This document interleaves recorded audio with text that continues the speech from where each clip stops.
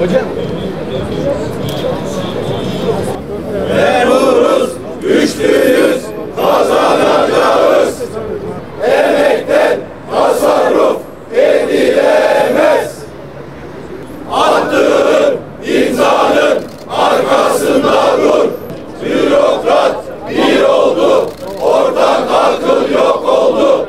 Bürokrat bir oldu, ortak akıl yok oldu. Örgütlüyüz, güçlüyüz, kazanacağız. Örgütlüyüz, güçlüyüz, kazanacağız. Değerli basın mensupları, sendikalarımızın ve sivil toplum kuruluşlarının kıymetli yöneticileri, varlığıyla bize güç veren değerli üyelerimiz, Ulaştırma Memur Sen, Enerji Bir Sen ortak basın açıklamasına hoş geldiniz. İdarenin işleyişinin aksamaması adına her türlü gayreti gösteren ve kamunun asli iş yükünü üstlenen kamu emekçileri olarak çok zor bir dönemden geçiyoruz. Bir taraftan artan enflasyon ve hayat pahalılığından dolayı memurların alım gücü her geçen gün düşerken bir taraftan da tasarruf tedbirleri bahane edilerek kamu emekçilerinin 10 yıllık toplu sözleşme kazanımları birer birer elinden alınmaya başlandı. Memurlarımız toplu sözleşmeye de hukuka da güvenini yitirdi. Toplu sözleşme kazanımlarımız olan koruyucu giyim yardımı, servis hizmeti ve fazla mesai ücretleri Cumhurbaşkanlığı genelgesiyle kısıtlanmaya çalışılıyor. Kamu kamplarının ve lojmanların durumu belirsiz. 3600 ek göstergenin ve toplu sözleşme ikramiyesinin akıbeti belirsiz. Verdikleri sözleri tutmuyorlar. Bu başlıklarla ilgili düzenlemelerin ne zaman yapılacağına dair tarih bile veremiyorlar. Personel servislerinin kaldırılması kamuda tasarruf sağlamaz. Aksine israfa neden olur. Servislerin kaldırılması daha fazla yakıt, daha fazla trafik demektir. Mesai giriş çıkış saatlerinde trafik çilesinin artması demektir. Kurumlarımızdaki personelin çoğunluğu 7/24 esasına göre çalışan vardiyalı personeldir. Servislerin kaldırılması seyir seferi olumsuz etkileyecektir. Hesap bu kadar basit. Bu hesapların daha profesyonelce yapılması gerekir. Servisleri kaldırma gafletine düşmeden önce bu kararın yeniden gözden geçirilmesi gerekir. Esasen bu fikri ortaya atan kişilerin devlete karşı olan samimiyetinin de gözden geçirilmesinde fayda vardır. Sizin tasarruf tedbirleriniz ve tasarruf anlayışınız her fırsatta emekçinin cebine göz dikmekten ibaretse, sermaye kesiminin vergilerini affetmeye devam edecekseniz, memurdan aldığınız gelir vergisini işverenlere teşvik olarak vermeye devam edecekseniz, gelir dağılımındaki ve ücretlerdeki adaletsizliklere ve vergi yükünü bordrolu kesimin sırtına yıkmaya devam edecekseniz, siz tasarruf etme konusunda samimi değilsiniz. Sadece göz boyuyor, memur üzerinden devlet kemer sıkıyor algısını oluşturmaya çalışıyorsunuz. Çözüm bekleyen sorunlardan biri de mühendislik meslek kanunu. Ben de bir kamu emekçisi ve mühendisim. Kıymetli meslektaşlarımın hak ettiği mali ve özlük haklarına kavuşmaları için bir an evvel mühendislik meslek kanununun çıkarılmasını bekliyoruz.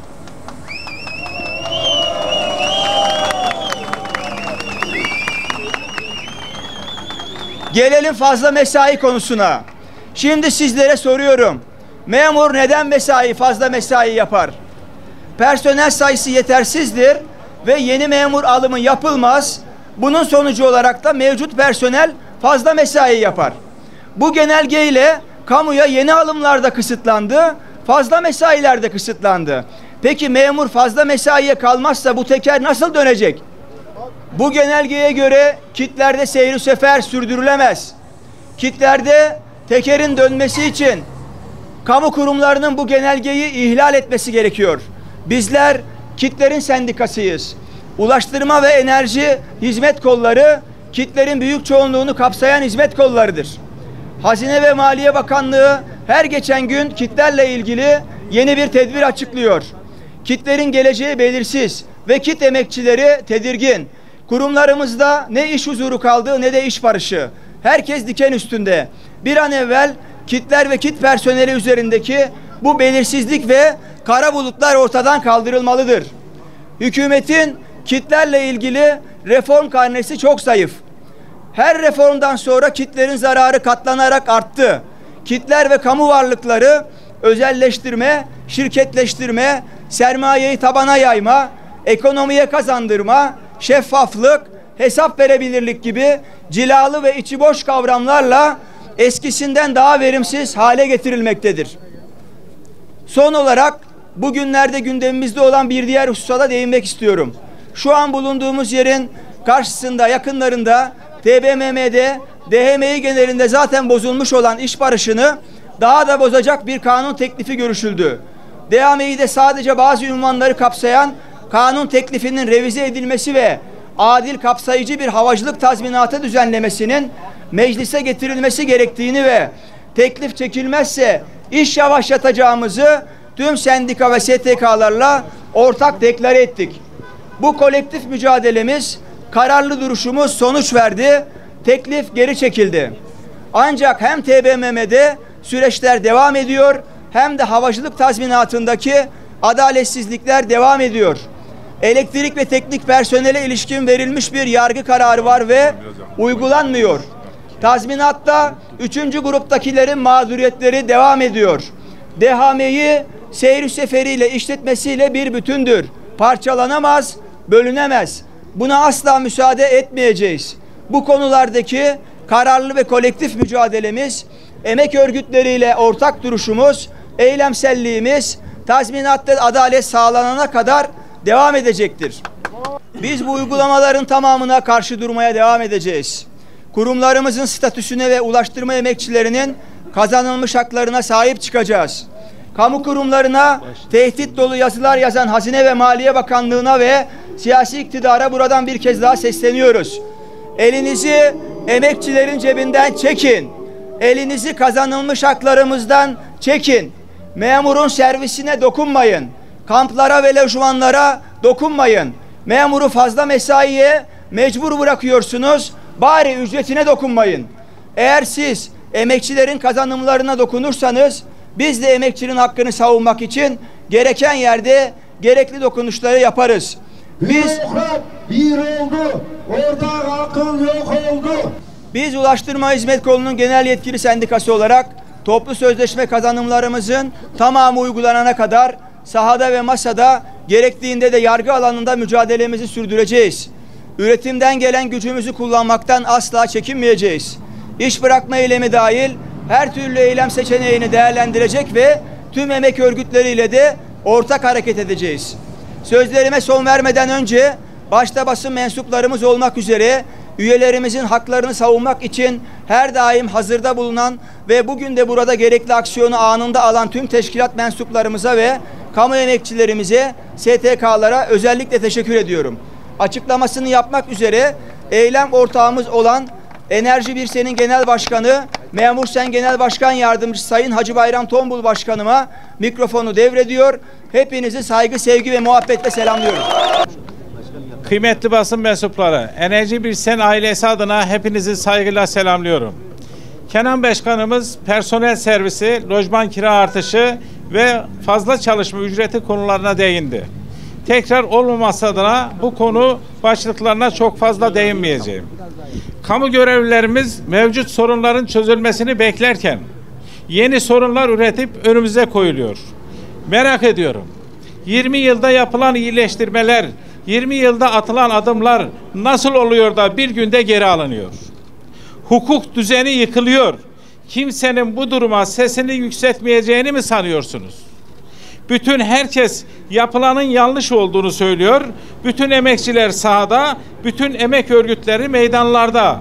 Örgütlüyüz, güçlüyüz, kazanacağız. Ortada bir adaletsizlik var. Fakat bu adaletsizlik görülmüyor. Çözüm üretmek için enerji harcanmıyor. Bu kazanımlar kolay mı elde edildi sanıyorsunuz? 7 defa toplu sözleşme yaptık. 7 defa bakan değişti. Yetkili memur sen ve sendikal olarak 1007 kazanım elde ettik. Kimse zannetmesin ki bu kazanımlar bir günde oldu. Kimse zannetmesin ki bu kazanımlar bir genelgeyle geri alınabilir. Memurlar dün mücadeleyle elde ettiklerini bugün sahada da sonuna kadar savunur. Kazanımlarımız tasarruf genelgesi veya idari işlemlerle engellenemez. Tasarruf emekten yapılamaz. Bütün hizmet kollarımız ayrı ayrı sahada. Tek bir madde değil, onlarca maddemiz engellemeye çalışılıyor. Bizim de susup oturmamız bekleniyor. Kimse kusura bakmasın. Ne susacağız ne de oturup bekleyeceğiz. Ekmeğimiz ve alın terimiz için sonuna kadar mücadele edeceğiz. Arkamızdaki binada bulunan Maliye Bakanlığı temsilcileri toplu sözleşmenin her maddesi imza altına alırken bizzat oradaydılar. Masada kazanımlarımızı engelleyemediler. Sahada genelgeyle engelleyeceklerini zannettiler. İşveren heyetinin başkanı, Çalışma Bakanı da oradaydı. Cumhurbaşkanlığı Strateji Bütçe Başkanlığı da oradaydı. Cumhurbaşkanlığı Personel Prensipler Genel Müdürlüğü de oradaydı.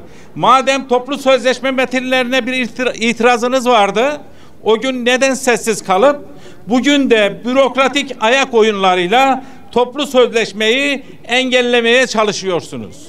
Allah aşkına soruyorum. Bugüne kadarki kazanımlar maliyet miydi, israf mıydı? Yoksa kamu görevlilerinin emeğinin, alın terinin karşılığı mıydı? Yine soruyorum Allah aşkına, Türkiye gibi insana ve emeğe değer veren bir devlet nasıl olur da emeğe ve alın terine verilen ücreti maliyet olarak görür, israf olarak tanımlar, bir de üzerine tasarruf tedbirleri yayınlar?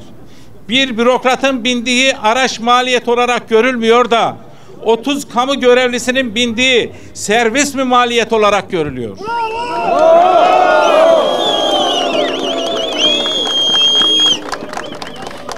Keyfinize göre kullandığınız makam araçlarınızdan vazgeçemiyorsunuz. Sadece işe gelip gitmek için kullanılan servislere mi göz diktiniz? Toplu sözleşme masasında teknik personele zam vermemek için direniyorsunuz. Masanın dışında kendinize 2 defa katmerli zam alıyorsunuz. 12 yıldır verilen koruyucu giyimi engellemek için bile yazı üstüne yazı yazıyorsunuz. Kendinize gelince huzur hakkını %300 artırıyorsunuz. Böyle yaparsanız ne çalışma hayatında barış kalır, ne çalışanlar arasında huzur kalır, ne de emekçiler size huzur verir. Mart ayından beri emekçiler sendikalı olmasın diye toplu sözleşme ikramiyesi yanlışından dönmüyorsunuz. Örgütlü toplumdan korkuyorsunuz. Sendika üyesi kamu görevlisinin cebinden 3 aydır 345 lirayı alıyorsunuz. Geçmiş kayıplarında telafi edilerek bu yanlıştan acilen dönülmesi gerektiğini söylüyoruz. 12 yıldır kesintisiz ve sorunsuz uygulanan koruyucu giyim Maliye Bakanlığı'ndaki bürokratlar ile engelleniyor. Toplu sözleşme masasında elimizden alamadıklarını yetkilerini de aşarak talimat ve tehdit içeren yazılarla almaya çalıştılar. Bunu beceremeyeceklerini anlayınca tasarruf genelgesinin içine eklediler. Soruyorum, Maliye Bakanlığı'ndakiler koruyucu giyim alsaydı tasarruf genelgesini buna ekler miydi? Eklemezdi. Eklemezdi. Çünkü masada bizim alamadığımız siz neden alıyorsunuz diye açıkça ifade ettiler. İstiyorlar ki ne verileceğine, nasıl verileceğine, kime verileceğine sadece Maliye Bakanlığı karar versin. Sendikalar bypass edilsin, her işe biz karar verelim, bürokratik oligarşimizi sürdürelim. Kimse kusura bakmasın, biz buna müsaade etmeyiz. Koruyucu giyim hakkımız engellenemez, bürokrasinin tasarrufuna ve keyfine bırakılamaz.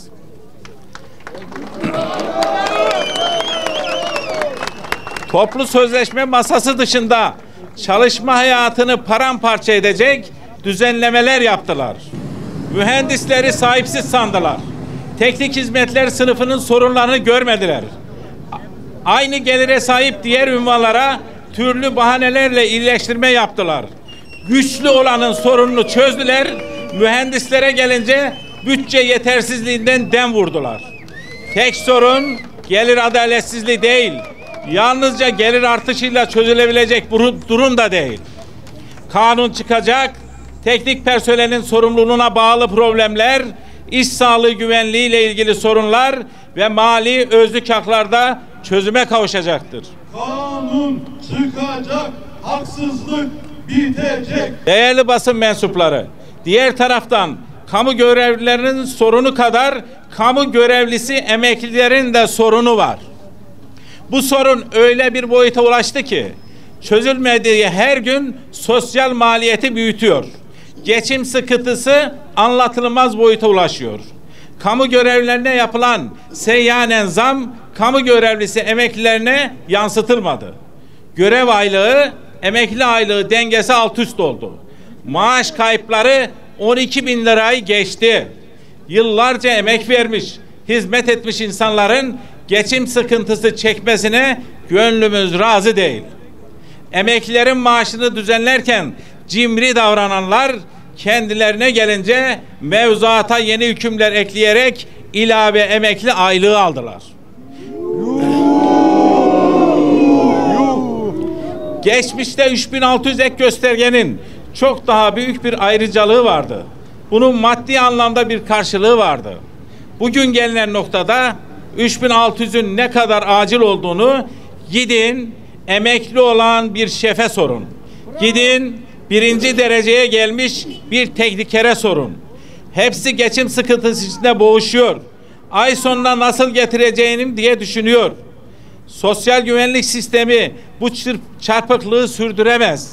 Kamu personel sistemi bu dengesizlikle yürüyemez. Herkesin emekli olmaktan korktuğu bir ortamda gelecek kuşaklar kendine nasıl yer bulacak? Kendine nasıl hayat kuracak?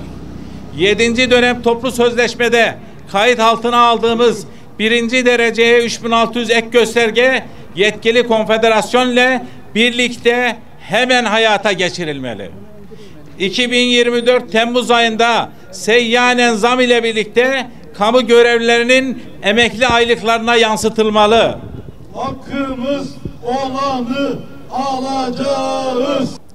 Değerli kamu görevlileri, toplu sözleşme ikramiyesinin iptaliyle aylık 345 lira cebimizden alındı. Koruyucu giyim engellenmesiyle aylık ortalama 3000 liramız kesildi. Servislerin kaldırılmasıyla aylık 1500 lira maliyet üretildi. Lojmanlara gelen zam ile aylık 5000 lira daha yok bindirilecek. Fazla çalışma ücretinin gasp edilmesiyle aylık 1500 lira hakkımız elimizden alındı. Seyyanen zam emeklilerimize yansıtılmayarak 12.000 liralık mağduriyet oluşturuldu. Merak etmeyin. Enerji bir sen burada, ulaştırma memur sen burada, tüm sendikalarımız burada. Örgütlü gücümüzle hepsini bir bir geri alacağız. Hepsinin savunucusu da biz olacağız. Hepsi için mücadeleye devam edeceğiz. Bu sorunlar çözülene kadar meydanları boş bırakmayacağız. Bürokratlar keyfinde, memurlar eylemde. Buradan idarecilere sesleniyorum.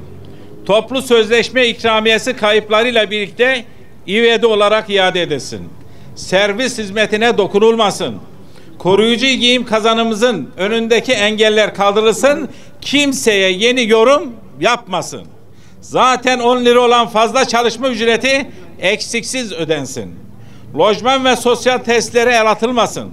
Eksik uygulanan 3600 ek gösterge herkes için hayata geçirilsin.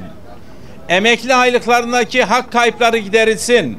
Yıllardır uygulanan görev aylığıyla emekli aylığı arasında denge bozulmasın. 1938 yılından beri güncellenmeyen mühendislik meslek kanunu acilen çıkarılsın. Teknik personel ile idari personelin mali, sosyal ve özlük hakları geliştirilsin. Değerli basın mensupları, biz yeni bir hak talep etmiyoruz. Var olan haklarımızın geriye gitmesine karşı çıkıyoruz. Toplu sözleşmenin eksiksiz uygulanmasının devamını istiyoruz. Çözüm üretmekle yükümlü olanlar sorun çıkarmaktan vazgeçsin. Çözüm üretmek için gayret göstersin. Anayasa ve hukuk tanımayanlar koltuklarda oturmasın. Bu duygu ve düşüncelerle hepinize katılımlarınızdan dolayı teşekkür ediyorum. Bir sonraki eyleme kadar sizlere Allah'a emanet ediyorum. Sağ olun.